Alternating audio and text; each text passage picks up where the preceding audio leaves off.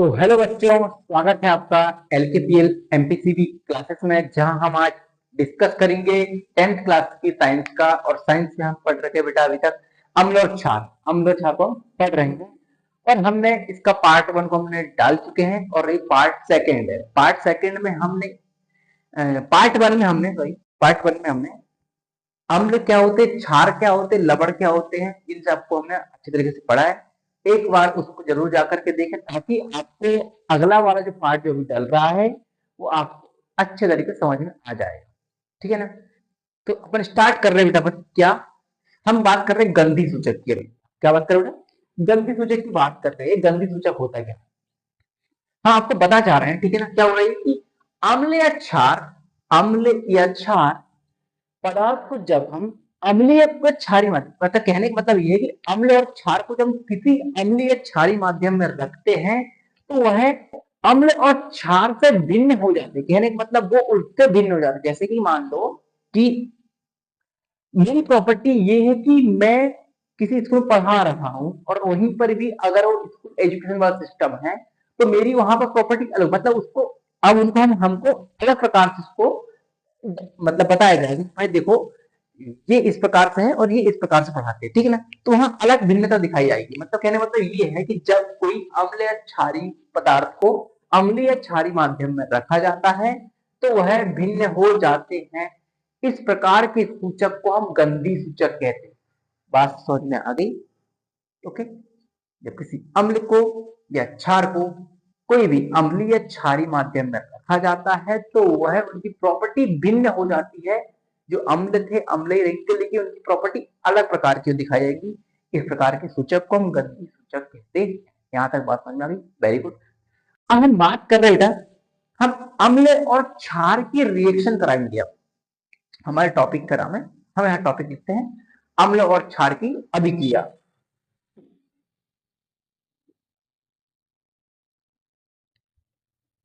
अम्ल और क्षार की अभिक्रिया अगला अगला टॉपिक का नाम है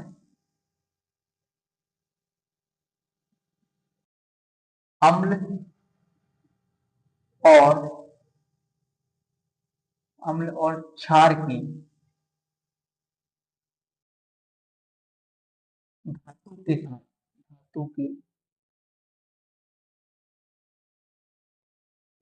अभिक्रिया। धातु के साथ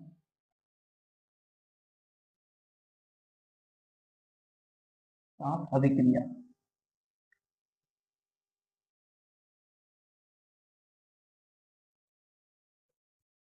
क्या होता है? ठीक है। हम अम्ल और क्षार की अभिक्रिया करा रहे हैं इस शब्द से, इसका नाम है धातु। हम अम्ल और क्षार की अभिक्रिया कराते हैं तो क्या प्राप्त होगा? फिलहाल में अभी स्टार्ट कर रहे हैं अम्ल की अभिक्रिया। ठीक है ना। हम बात करते हैं अम्ल की।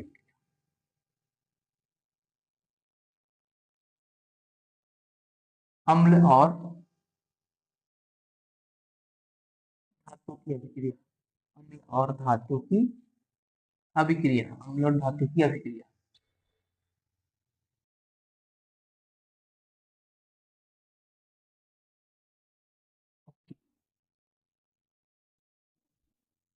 ठीक है। हम बात कर रहे हैं अम्ल और धातु की अभिक्रिया। फिलहाल मैं यहाँ पर अम्ल लिखता हूँ। अम्ल होते क्या है? अम्ल होते कोई ऐसे HCl हो गया आपका, या फिर HBr हो गया आपका। ठीक है ना। HF हो गया आपका, ये सब अम्ल है। और H2SO4 हो गया आपका, ये सब अम्ल है। ठीक है ना। अब इनकी अभिक्रिया हम कोई भी धातु के साथ कराएंगे तो हमको क्या प्राप्त होता है उसको लिखेंगे। फिलहाल मैं यहाँ पे लिख देता हूँ, तो लिखता हूँ पहले आप कि लिखूंगा मैं यहाँ पे HCl या धातु लिखूंगा। कोई धातु एक बोलो आप, आपके माइंड में क्या रही है? मैंने यहाँ पे ले लिया सोडियम Na+HCl। अभिक्रिया कराने पर हमको Na+HCl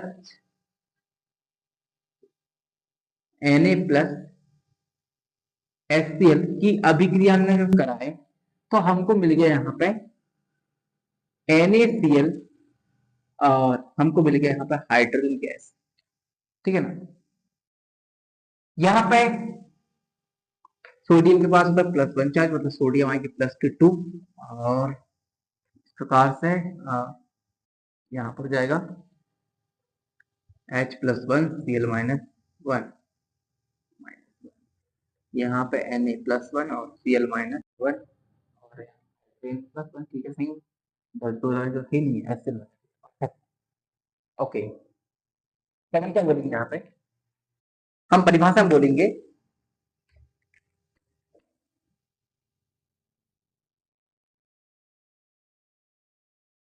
इसके डेफिनेशन हम लिखते हैं, लिखने के लिए क्या करेंगे कि जब अम्ल की अभिक्रिया, जब अम्ल की अभिक्रिया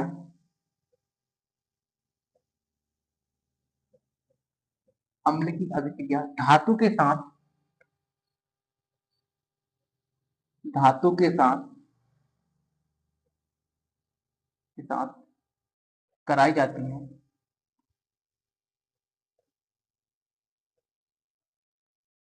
कराई जाती है, कराई जाती है, तो कराई जाती है तो लवण तथा, लवण तथा लवण तथा hydrogen, hydrogen hydrogen gas, hydrogen gas प्राप्त होती है, प्राप्त होती है, ठीक है ना। तो इसका सिंपल सूत्र होगा, वो सूत्र इस प्रकार होगा, फॉर्मूला यहां लिख लो, क्या लिखेंगे, धातु, धातु प्लस अम्ल जब अभिक्रिया कराएं तो हमको प्राप्त होता है, क्या प्राप्त होगा, लवण, लवण plus hydrogen,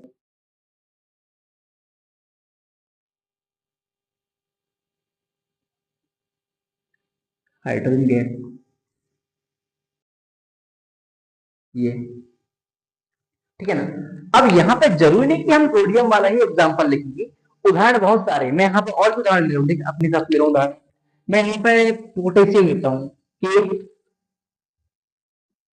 potassium plus HCl, ये बन जाएगा हमारा KCl, KCl प्लस हाइड्रोजन, एक ये बन गया उदाहरण, ठीक है ना।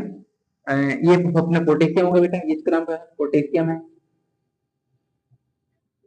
पोटेशियम, और यह अपना हो गया हाइड्रोक्लोरिक अम्ल, ठीक है ना, ये अपना है हाइड्रोक्लोरिक अम्ल, हाइड्रोक्लोरिक, हाइड्रोक्लोरिक अम्ल, और ये अपना बन गया KCl, मतलब पोटेशियम क्लोराइड, पोटेशियम क्लोराइड,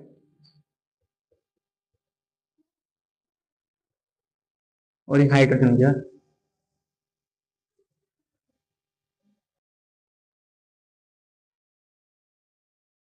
ठीक है ना।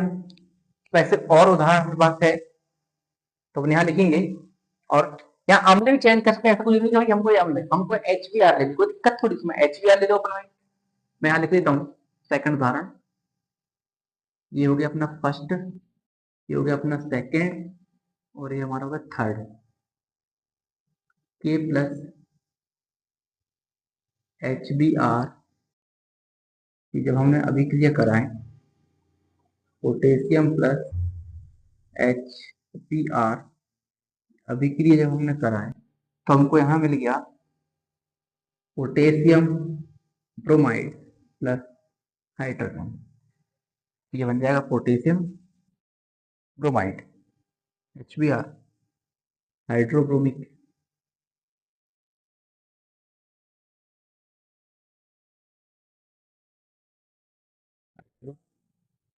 ब्रोमिक, हाइड्रोब्रोमिक अम्ल, और ये बनेगा पोटेशियम ब्रोमाइड।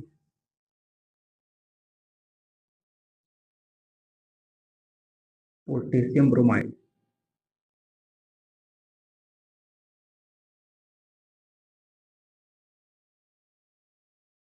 और अपना हाइड्रोजन, ठीक है ना। इस प्रकार से बहुत सारे उदाहरण बनेंगे। आपको लगे तो आप इन अम्लों की अभिक्रिया करा करके आप लोग यहाँ पर ये वाली अभिक्रिया और कर सकते हैं, ठीक है ना। फिलहाल आप यहाँ तक स्क्रीनशॉट लो, हम बढ़ते आगे।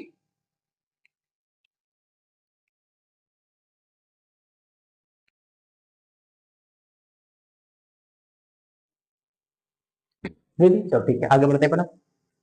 अभी तक हमने क्या किया बेटा, अभी अम्ल और धातु अभिक्रिया करा दिया हमने, ठीक है ना। अभी हमने क्या किया, अम्ल और धातु की अभिक्रिया करा ली। अब हम कराएंगे क्षार प्लस धातु की अभिक्रिया। क्षार प्लस धातु की अभिक्रिया।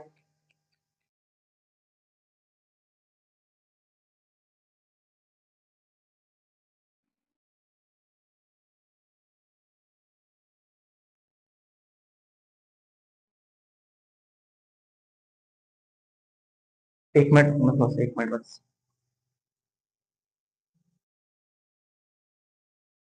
चलो भैया आगे बढ़ रहे हैं अपन अभी।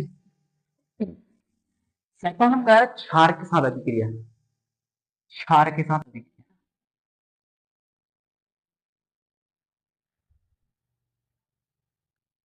क्षार के साथ धातु की अभिक्रिया। धातु की अभिक्रिया।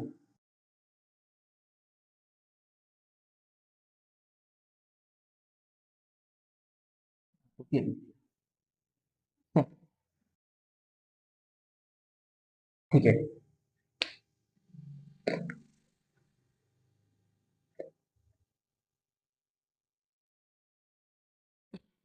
चलो भैया हम यहाँ लिखते हैं इसका फॉर्मूला। सिंपल है ना। इसका फॉर्मूला क्या होगा, क्षार अपन कोई भी लेते का दिया, ठीक है ना। क्षार ले यहाँ पे बेटा मैं NaOH ले लेता हूँ। उदाहरण देखिए कर लेते, फिर इसको परिभाषा में लिख देंगे। लिखूंगा NaOH प्लस धातु कोई भी ले लो, मैं यहाँ पे ले लेता हूँ कि क्या, जिंक ले लेता हूँ, Zn। जिंक ले लेता हूँ मैं यहाँ पे, थोड़ा सा सेफ्टी की अच्छी तरीके से अच्छी रहेगी। हमको यहाँ प्राप्त हो जाएगा, यहाँ मिलेगा हमको zinc sodium, sodium zinc oxide plus hydrogen. ये सब क्या प्राप्त हुआ देखो यहाँ पे, मैं लिखेंगे अपन यहाँ पे। ये तो आपने इनका लवण ना, और ये लवण होने का तो एक सोडियम जिंक ऑक्साइड है, मतलब कि लवण हाइड्रो, लवण ऑक्साइड है, ठीक है ना। लवण ऑक्साइड है और प्लस हाइड्रोजन। तो यहाँ लिखेंगे अपन कि जब जब क्षार की अभिक्रिया, क्षार की अभिक्रिया, क्षार की अभिक्रिया धातु के साथ,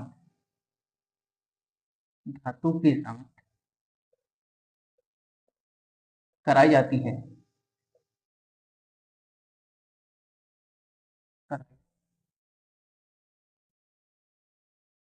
कराई जाती है तो, कराई जाती है तो लवण ऑक्साइड, लवण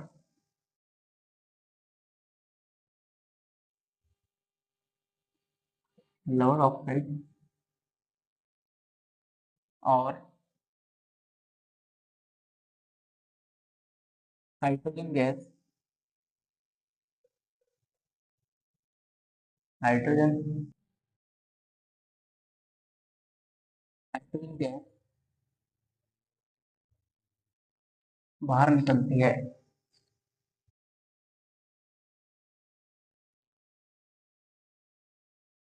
बाहर निकलती है।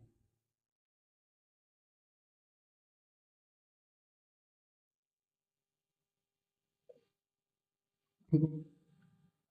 इसका बेसिकली फॉर्मूला एक और होता है, जरूरी नहीं कि हमको लवण ऑक्साइड ही मिले और ही मिल सकता है। जैसे मैं लिख सकता हूं क्षार, इसका जो बेसिक फॉर्मूला होता है वो यहां लिख देते हैं अपन।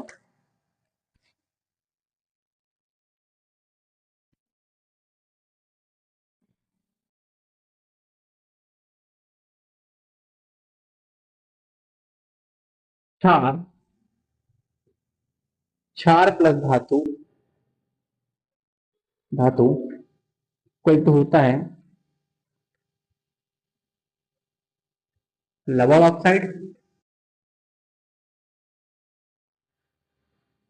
लवण ऑक्साइड प्लस हाइड्रोजन, हाइड्रोजन। यहाँ पर एक और फॉर्मूला होता है इसका, बेसिक फॉर्मूला सेकंड, कि क्षार प्लस धातु इक्वल टू हो जाएगा अपना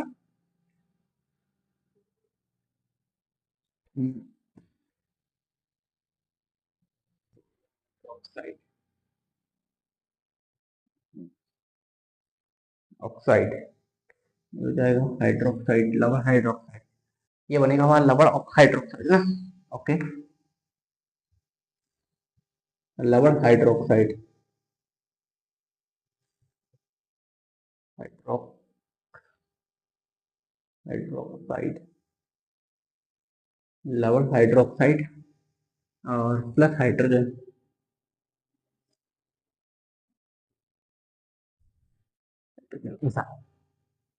तो ये वाले के आधार पर एक और उदाहरण नहीं तो मैं जो नहीं कि ये वाले लिख के आना, आपको ये वाला लिखोगे तो भी टेंशन नहीं है।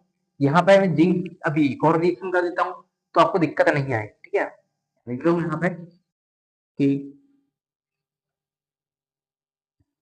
ठीक है, छाल धार छाल छाल लिखते पहले यहाँ लिखता हूँ मैं KCl, KOH पोटेशियम हाइड्रोक्साइड। ये पोटेशियम हाइड्रोक्साइड क्षार है, जहां भी OH आपको देखिए समझ रहा वहां पे क्षार है, ठीक है ना।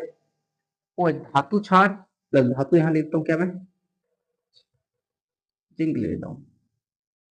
हाँ ठीक है, जिंक ही ले लेते हैं, जिंक लेके चलो जिंक ही ले लेते हैं। रिएक्शन का आपको मिल जाएगा potassium zinc hydroxide plus H hydrogen. यहाँ लगाएंगे दो हाइड्रोजन, दो लगा देंगे और जिंक हमारे पास ये है तो दो की राइट क्लियर है।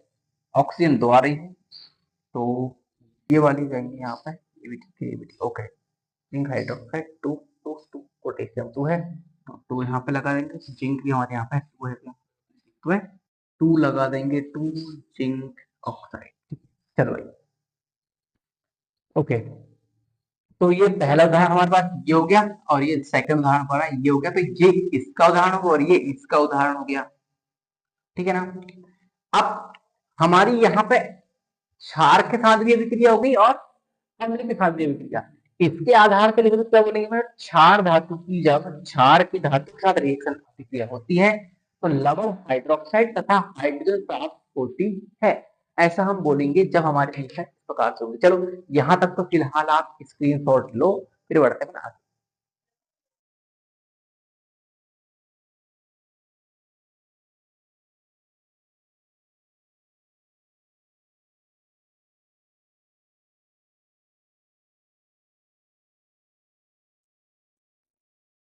हो गया, चलो ठीक है आगे बढ़ते हैं।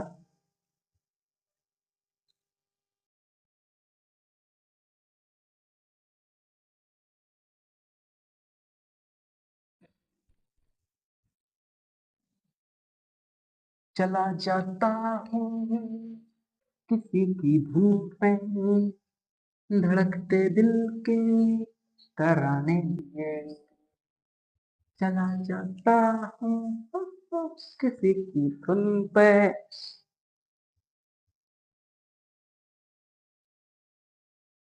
चलो आगे बढ़ते हैं अपना।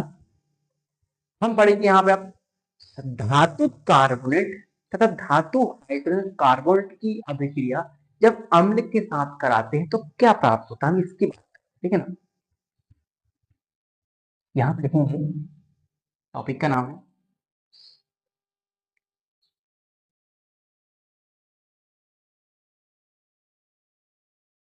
धातु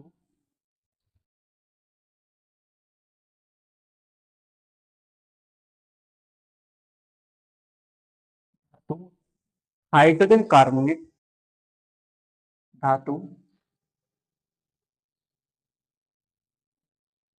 हाइड्रोजन धातु हाइड्रोजन कार्बोनेट कार्बोनेट धातु हाइड्रोजन कार्बोनेट की अभिक्रिया की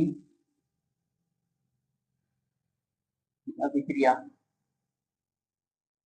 धातु हाइड्रोजन कार्बोनेट की अभिक्रिया धातु हाइड्रोजन कार्बोनेट की अभिक्रिया अम्ल के साथ कराने पर अम्ल के साथ अम्ल के साथ कराने पर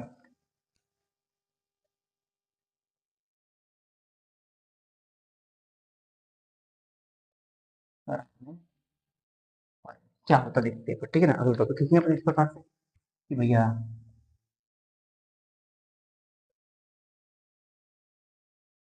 ये टॉपिक लिखेंगे अपन, ठीक है। यहाँ पे आ रखना अम्ल के साथ क्या आ रहा है, धातु हाइड्रोजन कार्बोनेट की अभिक्रिया, धातु कार्बोनेट की अभिक्रिया, पहले धातु कार्बोनेट की करते पड़ेगी, पहले हम धातु कार्बोनेट की अभिक्रिया कर लेते हैं, ठीक है ना। लिखता हूँ मैं, सॉरी, पहले हम धातु कार्बोनेट की अभिक्रिया कर लेते हैं अपन, धातु कार्बोनेट की अभिक्रिया धातु हाइड्रोजन अम्ल के साथ करना पड़ता है, ठीक है ना। पहले धातु की बात, धातु पे भी लिखो आप, अपने पर डिपेंड है। हाँ लिख तो भाई, क्या मैंने अपने यहाँ पे सोडियम बहुत हो गया, पोटेशियम भी हो गया, सोचो और कुछ आप सोचो।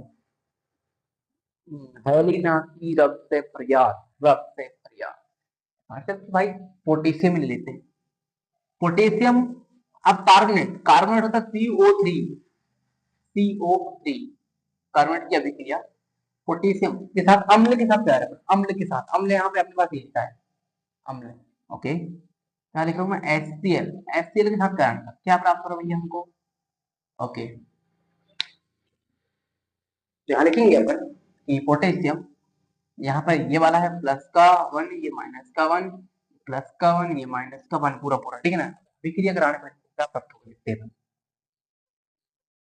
यहाँ पर उनका कार्बन यहाँ पर निकलेगा CO2 निकलेगी, कार्बन डाइऑक्साइड गैस निकलेगी और जल निकलेगा, H2O निकलेगा।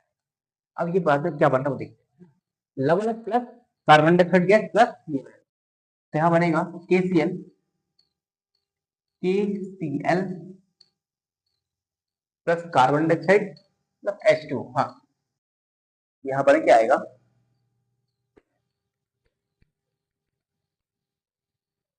KCl plus CO2 plus H2O, ये बन गया। ये जो रिएक्शन बनी है, ये है, ये जो रिएक्शन बनी हुई है, पोटेशियम कार्बोनेट की अभिक्रिया जब HCl के साथ कराई जाती है तो KCl लवण और तथा कार्बन डाइऑक्साइड और जल प्राप्त होता है। इसका बेसिकली फॉर्मूला अपन लिखें, मैं इसकी रिएक्शन जो अभिक्रिया उसके लिख देता हूँ पहले में, क्या होता है, ठीक है। यहाँ पे इसको बोलता हूँ मैं, जब पोटेशियम, जब पोटेशियम, जब पोटेशियम कार्बोनेट, जब पोटेशियम कार्बोनेट, जब पोटेशियम कार्बोनेट की अभिक्रिया की अभिक्रिया की अभिक्रिया किसके साथ, हाइड्रोक्लोरिक अम्ल के साथ, हाइड्रोक्लोरिक, हाइड्रोक्लोरिक अम्ल के साथ, अम्ल के साथ कराई जाती है, कराई जाती है, कराई जाती है, तो कराई जाती है तो लवण, यानी अपन कह सकते हैं उसको अपन potassium chloride, potassium, potassium chloride, potassium chloride, carbon dioxide, carbon dioxide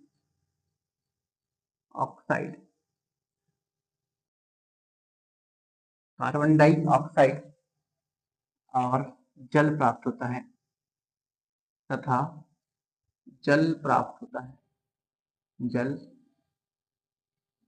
प्राप्त होता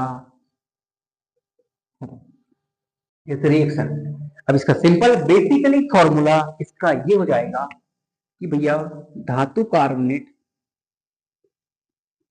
धातु कार्बोनेट, धातु कार्बोनेट प्लस अम्ल, धातु कार्बोनेट प्लस अम्ल इक्वल टू होता है लवण, लवण plus carbon, carbon dioxide, carbon dioxide plus जल। ये होता है इसका बेसिकली फॉर्मूला, ये होता है। हम यहाँ पे जरूरी हमने एक उदाहरण तो ये लिए, उदाहरण नहीं, ये तो उदाहरण कोई दिक्कत नहीं उसका तो है। एक और लेते अपन, कोई दिक्कत थोड़ी, अपने ऊपर डिपेंड, डिपेंड अपने ऊपर कि अपन कितने उदाहरण बना रहे हैं। ये जरूरी नहीं कि भाई साहब हमको ये उदाहरण बना है, आप लो उदाहरण, मैं सेकंड उदाहरण आपको दे रहा हूँ बेटा। यहाँ लिखा मैंने NaCO3 प्लस, मैं यहाँ पे HBr दे देता हूँ, कोई दिक्कत थोड़ी, HBr ये भी एक अम्ल ही है। तो क्या प्राप्त है अभी यहाँ पे हमको मिल जाएगा यहाँ पे NaBr plus CO2 plus H2O। ये भी एक उदाहरण है, कोई दिक्कत थोड़ी। ऐसे आप बहुत सारे उदाहरण बना सकते हो, जितने अपने पास अम्ल उतने उदाहरण बन सकते हैं। कोई जरूरी नहीं है कि भाई इतने ही उदाहरण बनेंगे अपने पास, ठीक है ना। चलो अपन एक काम करते हैं, एक और ले लेते हैं अपन यहाँ पे, नहीं इतना ही बहुत है, HF ले लेते हैं, अच्छा ठीक है। तीसरा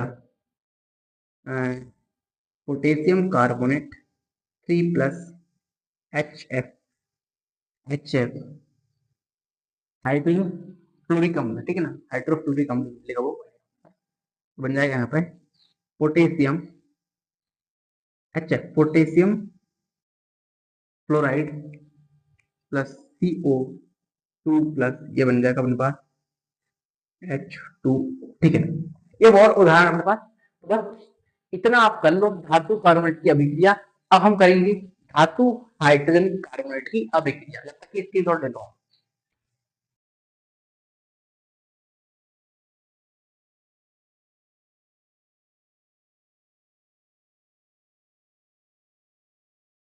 चलो आगे बढ़ते हैं ना, आगे बढ़ने वाले अपन धातु हाइड्रोजन कार्बोनेट की अभिक्रिया है ना, यहीं पर लिख देता हूं मैं।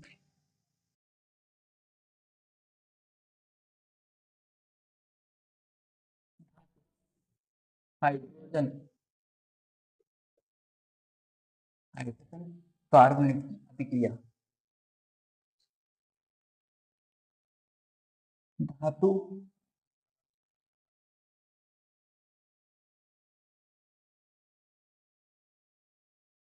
हाइड्रोजन कार्बोनेट की अभिक्रिया। ओके, आगे बढ़ते हैं अपन, इसको मिटा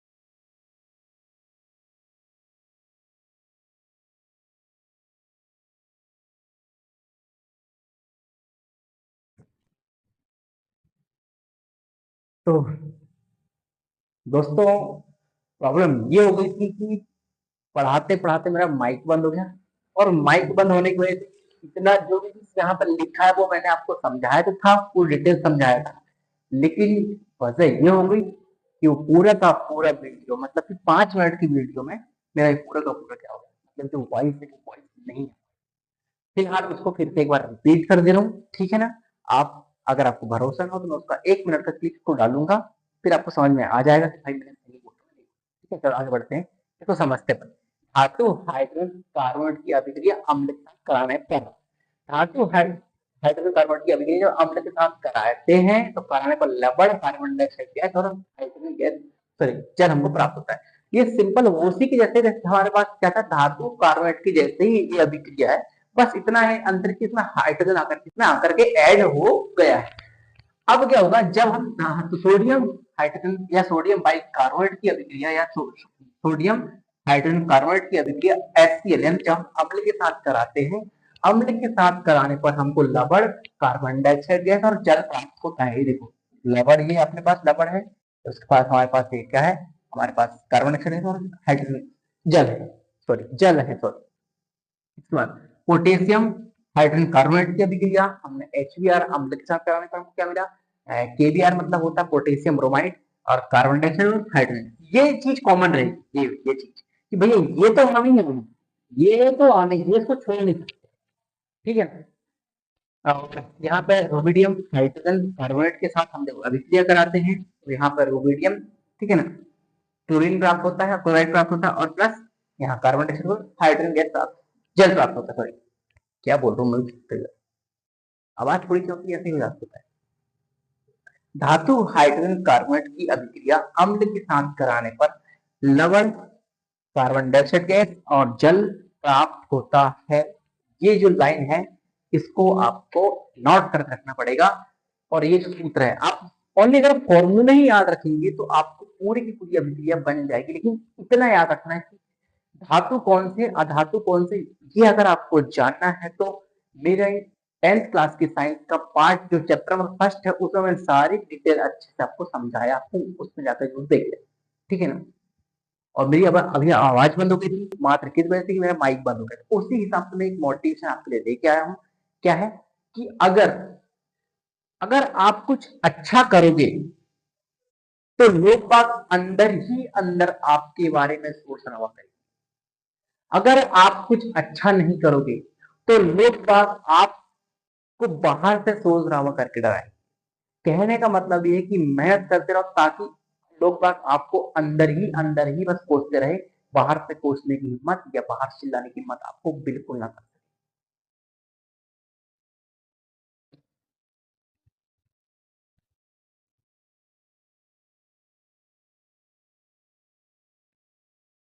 तो आपको मेरा वीडियो अच्छा लगा हो तो लाइक शेयर एंड सब्सक्राइब जरूर करें, और हम आपके लिए इसी प्रकार की वीडियो लाते रहेंगे, इसलिए आप चैनल को सब्सक्राइब करें और अपने दोस्तों को जरूर शेयर करें ताकि वो भी आपके जैसे अच्छे से अच्छे प्रकार से साइंस को पढ़ें। मेरा वीडियो आपको अच्छा लगा तो लाइक शेयर सब्सक्राइब जरूर करें।